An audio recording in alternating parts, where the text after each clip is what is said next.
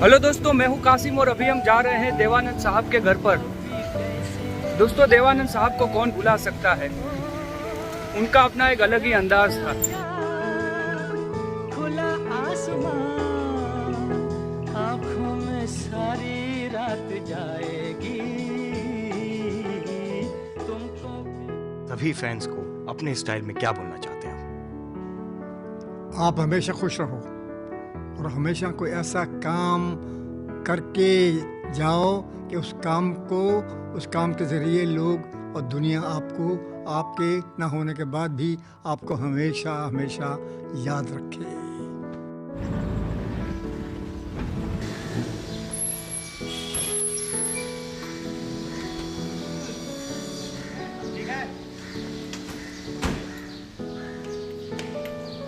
जिंदगी ये ख्याल है जैसे कि मौत एक ख्याल है।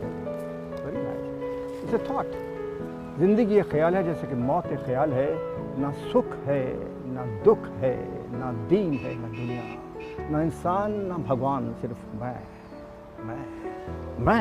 मैं। So the supremacy of the self with in you. अभी न जाओ छोड़ कर कि दिल अभी भरा। एक ऐसा भी दौर था, दिल का दौर था। और क्या माहौल था उस जमाने की। आपकी जो पहला इश्क था, सही इश्क था, सुरैया, आप उनसे शादी नहीं कर पाए क्योंकि वो मुसलमान थे। ये मैं नहीं कह सकता कि ये उसकी वजह क्या थी। लोगों ने मुझे कहा है इसलिए शादी नहीं कर सका कि वो मुसलमान थी, लेकिन फैक्ट यह है कि मेरा सबसे पहला प्यार था और मैं उसके लिए रोया हूँ। अगर देवानंद किसी लड़की के लिए रोया है, और मैं बहुत यंग था, वो बहुत बड़ी स्टार थी, गाड़ी में जाती थी, मैं ट्रेन में जाता था, स्टेशन पर उतरता और पैदल चलते चलते उसके दरवाजे में खटखटाता था और उसके साथ जाके बैठ जाता था। तो मैंने I thought she like me, she loved me, I felt very very very marvellous. तो मैं प्रपोज किया, उसने एक्सेप्ट किया। मैंने एक बड़ी ज़बरदस्त रिंग बनाई, उसको भेजी, उसका जवाब बिल्कुल नहीं आया और मैं तड़प उठा। और फिर मैंने उसकी माँ को फ़ोन किया। उसकी माँ ने कहा मैं बात कराऊंगी आपसे। माँ सिंपैथेटिक थी, दादी उनकी नानी सिंपैथेटिक नहीं थी। तो मैं उससे एक बार उसके बाद मैं सुरैया से मिला हूँ और I was reconfirmed in my thought मेरी शादी होगी। लेकिन उसके बाद फिर उसकी चुप्पी until the time I thought she was not available. And then मैं इतना उदास, मेरी आंखों में आंसू, मैं अपने बड़े भाई चेतन के कंधों पर रोया। उन्होंने मुझे दिलासा दिया। उसके बाद देवानंद का करैक्टर है जो वही कि हम दोनों में है। मैं जिंदगी के साथ निभाता चला गया और हर सुख को ढूंढने जाता चला गया।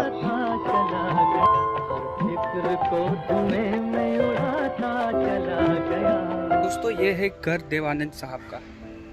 उनका अपना एक अलग ही ऐसा अंदाज थॉट था। आया कि यार ये चीज निकल गई, निकाल डालो, और निकल गई। और अगर रहती तो देवानंद आपके सामने नहीं होता था उस वक्त। आज आपका जन्मदिन है, सबसे खास तोहफा क्या मिला आपको? आपके अलावा सारे लोग जो नीचे थे।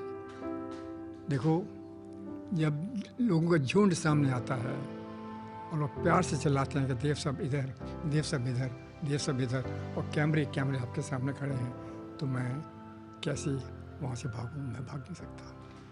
मैं देखो, अब मुझे मज़ा आता है, शायद वो मुझे एक और जीवन देता है। शुक्रिया, बहुत बहुत धन्यवाद। और आप भी ज़िंदा रहो और आगे और मुलाकात करेंगे, मिलेंगे आपसे।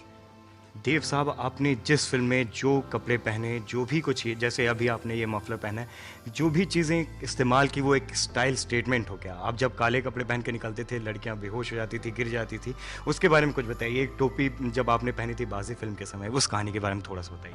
अभी एक लड़की मुझे आज तक की लड़की थी, पूछ गई थी। काले कपड़े का भी इतिहास है, क्योंकि एक फिल्म बनाई थी काला पानी, उसके अंदर मैंने काले कपड़े पहने थे, क्योंकि उसके जो पिताजी थे वो काला पानी के अंदर से उनको निकालना चाह रहा था और उन्होंने कोई गुनाह नहीं किया था, ये कसूर थे। तो उसने कसम खाई थी कि जब तक मैं अपने पिताजी को जेल से बाहर ना निकाल लूँ, मैं काले ही कपड़े पहनूंगा। तो सारी फिल्म के अंदर मैंने काले कपड़े पहने थे। तो एक अजीब कहानी चल पड़ी, तो मैंने कहा चलने दो, लोगों को मज़ा लेने दो, लोगों के मज़े में मेरा मज़ा है। देखिए, मुझे ऐसा लग रहा है जैसे मैं आज ही आया हूँ।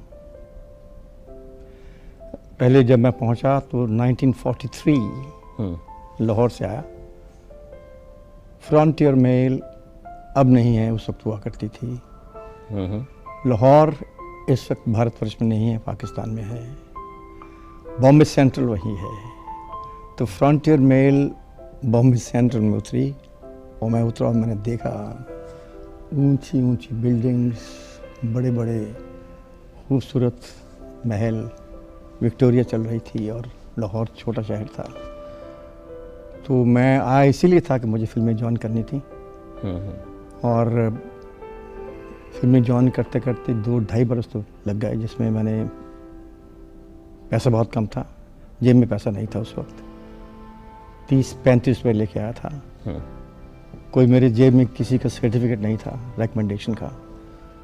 तो आहिस्ता आहिस्ता आहिस्ता आहिस्ता लोगों से मिलते मिलते मिलाते 2-2.5 बरस लगे। तो फिर प्रभात में मुझे पहला ब्रेक मिला 45 में, हम एक हैं, हिंदू मुस्लिम यूनिटी के ऊपर थी।